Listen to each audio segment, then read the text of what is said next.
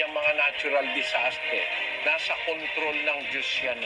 Nangyayari yan pagka ang tao napakasama na ang ginagawa.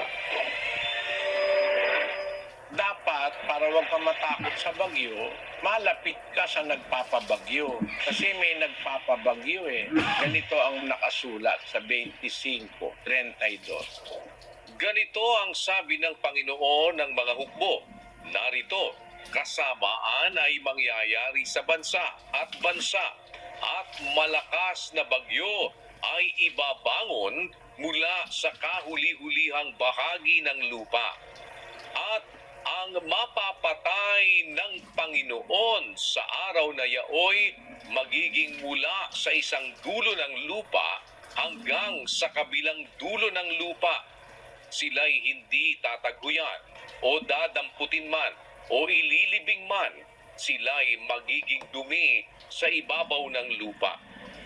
Makita mo kapatid, ang bagyo, nanggagaling sa Diyos yan eh. Yung tidal wave, nanggagaling sa Diyos yun. Basahin natin ang Amos. Siya na gumawa ng kanyang mga silid sa langit at gumatha ng kanyang balantok sa lupa. Siya na tumatawag ng tubig sa dagat at ibinubugso sa ibabaw ng lupa. Panginoon ang kanyang pangalan. Tumatawag siya ng tubig sa dagat, ibinubugso sa ibabaw ng lupa. Panginoon ang kanyang pangalan. Alam mo kapatid, yung mga natural disaster, nasa control ng Diyos yan eh. Nangyayari yan pagka ang tao napakasama na ang ginagawa para magpaalaala ang Diyos. Nagpapasapit siya ng natural disaster sa tao. Basahin natin ang Job, Kapitulo 9, versikulo 5. Na siyang naglilipat ng mga bundok at hindi nila nalalaman pagka nililiglig niya sa kanyang pagkagalit, na siyang umuuga ng lupa sa kanyang kinaroroonan at ang mga haligi nito ay nangayayanig. Siya rin ang nagpapalindol, inuuga niya ang lupa. Dahil nagagalit siya, pagka nakakita ka ng lindol sa isang lugar, malakas, ay nagpapakita ng galit ang Diyos. Ganon din yung bagyo, ganon din yung tidal wave. Para wag kang matakot, dapat lumapit ka sa Diyos. Iingatan ka niya sa gitna ng mga yan. Kasi paalala yan ng Diyos para ang tao magbalik loob sa Kanya. Hindi lang natin naintindihan yung mga natural disaster na nangyayari. Bunga yan ng sobra ng kasamaan ng tao. Di na kumikilala sa Diyos, marami nang ayaw man lang na manalangin sa Diyos, tumasama ng masyado ang tao. Ang ginagawa ng Diyos, nagpapasapit ng mga ganyan para maalala siya ng mga tao. Tingnan mo, pag lumilindol, marami na nanalangin. Kaya nga nung bumagyo yung sa Bisaya, pero mo, yung mga puno ng nyog, nung dumating na yung malakas na hangin at tidal wave, nabubunot yung mga puno ng nyog eh. Pero tayong kapatid, nadatnan dun sa may malapit sa dagat, wala na siyang makakapitan. Kumapit siya, puno ng papaya. Yung mga nyog, natanggal yung puno, nadala ng alon. Siya sa papaya lang nakakapit, hindi siya natamaan, hindi siya nalunod. Ayan, si kapatid na Arlene Verona. Itong kamakailan, may bumagsak na tulay sa Taiwan. Yung kapatid na nandun sa barko rin, awa ng Diyos, naligtas siya doon. Nakaligtas siya sa pagbagsak ng tulay. Kung mag-iisip ka. Kaya ang nakapagligtas sa kanya, yung naalala niya yung asawa niya sa Pilipinas. Kinuha niya yung cellphone niya, umalis siya doon sa punta doon sa may dulo ng barko.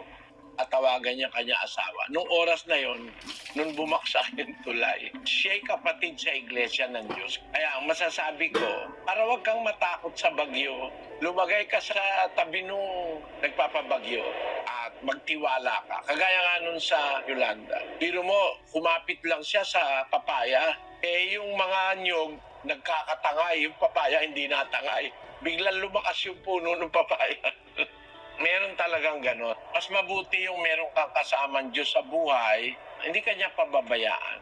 Sabi ng Diyos, hindi kita pababayaan, hindi kita iiwanan. Iba na yung mayroong kang kasamang Diyos sa buhay.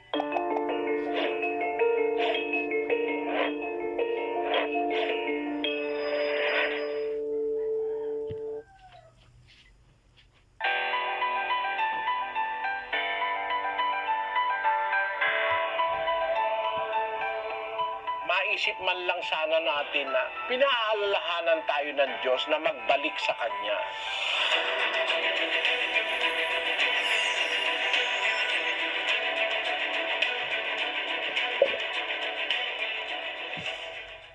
Iisa lang po ang dahilan niya, nagpapaalala ang Diyos sa atin. Ganun yon, kapatid. Nagpapaalaala lang po ang Diyos sa atin para tayo magising sa ating pagkakatulog. At sana, huwag mawalan ng kabuluhan yung ipinararamdam ng Diyos sa atin, mga kababayan. Pag tumasapit mga bagyo, mga tidal wave, mga lindol, mga kung ano-anong kalamidad na dumarating sa tao, maisip man lang sana natin na pinaalalahanan tayo ng Diyos na magbalik sa Kanya. Napakalayo na po natin. We have gone too far. We have abused not only our environment but also our own being. Sobra na ang abuso nating ginawa. Sinisira na natin ang paligid, sinisira pa natin ang ating katawan, kaiinom ng alak, kakakain ng walang habas. Merong mga tao, napakabigat na, napakalalaki na ng tiyan, hirap na yung puso. Talagang may nakita akong mga tao, di na halos makakilos. Abusado tayong masyado. Binigyan tayo ng pagkain, wala tayong ginawa kundi kumain ng kumain. Hating gabi, madaling araw, kain ng kain mga tao. Ang nangyari na nung araw yan, 17:26. At kung paano ang nangyari sa mga kaarawan ni Noe, ay gayon din naman ang mangyayari sa mga kaarawan ng anak ng tao. Sila'y nagsisikain, sila'y nagsisiinom, sila'y nangag-aasawa, at sila'y pinapag-aasawa hanggang sa araw na pumasok sa daong si Noe at dumating ang paggunaw at nilipol silang lahat. Ayun, biro nyo? Kaya dumating yung paglipol, walang ginawa ang tao, kundi kumain, uminom, mag-asawa, pag-asawahin, mamasyal. Nakalimutan na nila ang Diyos, kain na lang sila ng kain, inom ng inom, asawa, pamamasyal. Basahin pa natin, kapatid, na Daniel yung 28. Gayon din naman kung paano ang nangyari sa mga kaarawan ni Lot. Sila'y nagsisikain, sila'y nagsisiinom, sila'y nagsisibili, sila'y nangagbibili, sila'y nangagtatanim, sila'y nangagtatayo ng bahay. Datapwat ng araw na umalis sa Sodoma si Lot, ay umulan mula sa langit ng apoy at asupre at nilipol silang lahat. Tingnan nyo, yung paglipol ay bunga ng galit ng Diyos yun sa tao dahil sa kasamaan ng tao. Walang ginawa kundi kumain, uminom, magsaya, magbili, puro negosyo, nagtatanim, puro pansarili, pagtatayo ng bahay. Nako, ngayon, condominium, ang mga tao, napakaraming mga pinagkakaabalahan sa ating panahon. Pero magbigay ng kaunting panahon para magbulay-bulay para sa Diyos. Pero mag-anyaya ka sa mga disco, mga inuman, madaling mag-anyaya.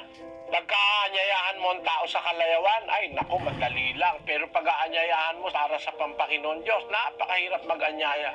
Yan po ang dahilan, kapatid. Kaya ang tao nakakaranas ngayon ng sari-saring mga kung ano-anong bagay. Pero kung magbabalik tayo sa Diyos, kapatid, kahit palagay mo, buong mundo na, masasama na silang lahat, magbalik loob ka sa Diyos, pwede ka namang iligtas ng Diyos na ikaw mag-isa eh.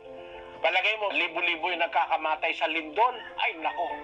Malalagay ka sa ilalim ng lamesa, hindi ka tatamaan nung... Basahin natin yung nasa awit. 1,000 ay mabubuwal sa iyong siping at 10,000 sa iyong kanan, ngunit hindi lalapit sa iyo. Mo, 1,000 mabubuwal sa iyong siping, 10,000 sa iyong kanan, ngunit hindi lalapit sa iyo. Kaya kung magbabalik loob tayo sa Diyos, may pag-asa tayo eh. Kahit na ba 10,000 yung namatay doon sa kapitbahay mo eh, sa'yo wala